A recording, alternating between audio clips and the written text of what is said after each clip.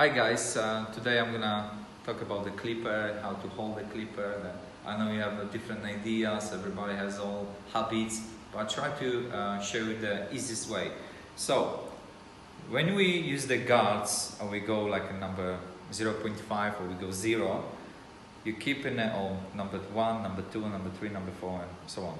So you keep the thumb on the middle of the clipper, and some of the clippers they have actually design here when you just rest your thumb, but we're resting, we don't do this, because if you do this you create the pressure here. Is the pressure here, is the pressure here, and is the pressure here too. So just relax. If you go shorter here, your movement is very short. If you are here, your movement is actually bigger. So if we go here, it's easy, but if we go in the bottom, it's not easy. So actually, when we do bottom, we go move a little bit this way. Okay? So it's more flexible here. If you feel you don't control the clipper, use this finger here. So actually, it's like an extra support. So support here, support here. So I'm gonna show you on the bottom here. No here, no here, just a little bit lower. Check this out.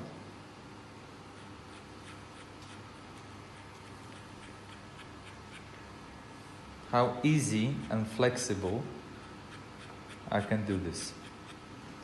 How easy and flexible. But if I move here, it's not that this movement is short. But here it's very easy.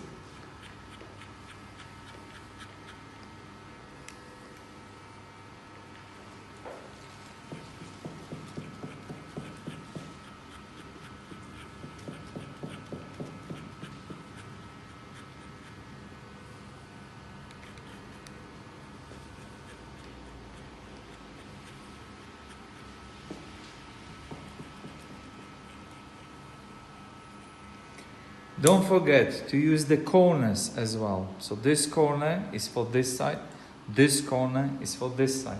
So for example, the hair grows that direction and grows that direction.